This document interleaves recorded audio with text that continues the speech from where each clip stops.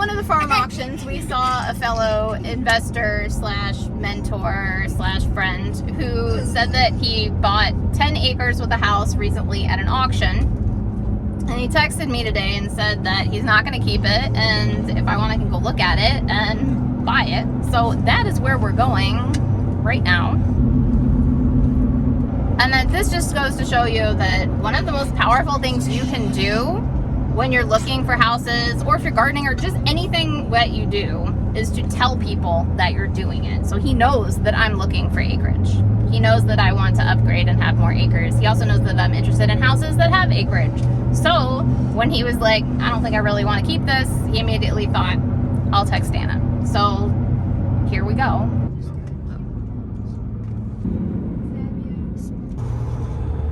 Because we have gym, remember? Oh, I forgot. They don't do gym anymore. This is kind of nice. I like this driveway. It's like secluded. Oh, come on. That's nice. It is like back here. There's the house right there. This is Rush Central. It's like in the middle of, I feel like it's swamp. It's like some random weird outbuilding thing. You know, you're looking at off-market properties when you wear your boots.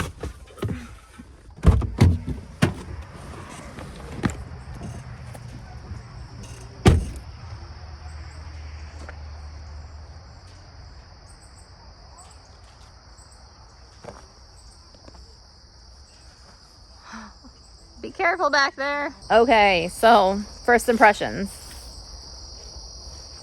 The land is not clear. So this is 10 acres. Somewhere back this way. I mean, you'd have to clear a lot of stuff. This is just... I mean, if you want to use it. Careful about going in the house, guys.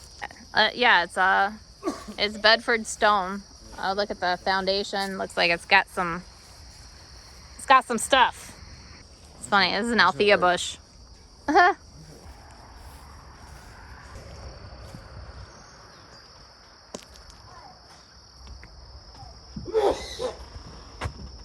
What was that? What? It's gross. Okay, watch out. Well, don't go in there. Don't go in there. Don't go in, James. Can I leave that in the video?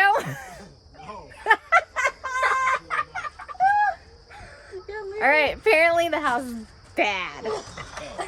In the biz, we say it smells like money. Here we go. Might want to cover. I'll cover my nose. Thank you, James. Do you smell anything? No, I mean, it smells bad, but it's not like unbearable. Like, come over here.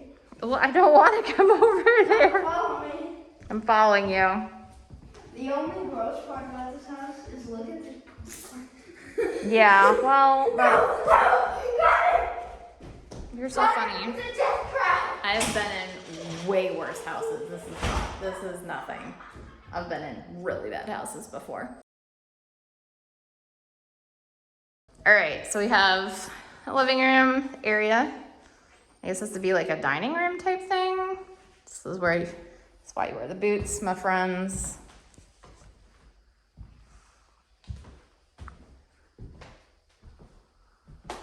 This would be like a sunroom, I guess. There's the kitchen.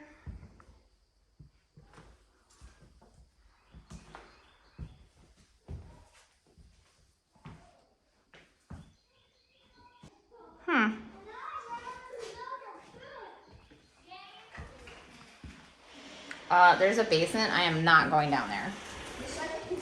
I'm not going downstairs, so. You guys are so silly. I mean, the whole house, you know.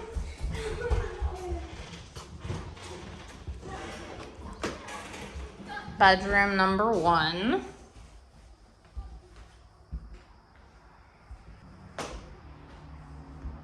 Across the hall is the bathroom.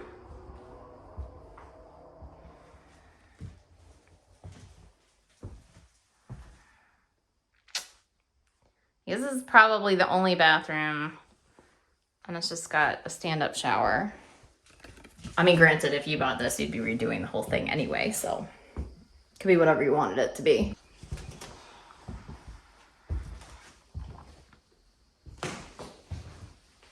Another bedroom. This one's pretty big. And the last bedroom, so it's a 3-1.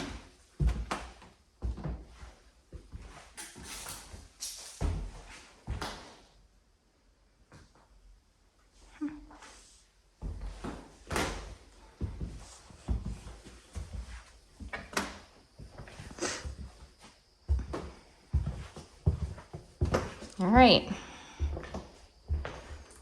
Look at the floors.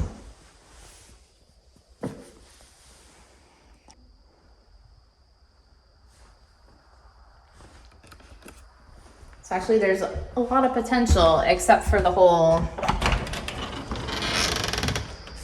main things you're looking at with a house is like not the cosmetic stuff, like the ceiling, that's not a problem. Obviously the poop in the house, not a problem. All that's cosmetic. The more important thing is like, how's the foundation? And then of lesser importance, but still important, is like plumbing. Does this have a septic system? Does it have nothing, which happens sometimes? An electric, which obviously the electric is not turned on. I have no way of testing that. Yeah. This is your front yard. Secluded. I can hear the road, but it's secluded.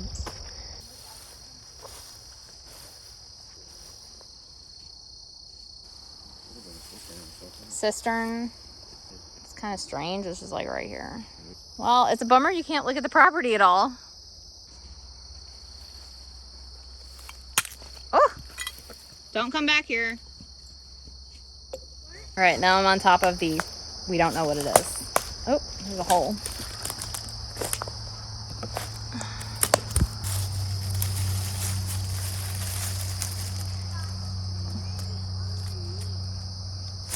Okay, there's water. I don't know if it's a cistern or something. One of the houses that we got actually was running all their plumbing to an empty cistern, so that's not ideal if that is what's going on. Hopefully not, but I was trying to get a little bit better view of the area, but it's so overgrown you really can't see anything. There's 10 acres back there.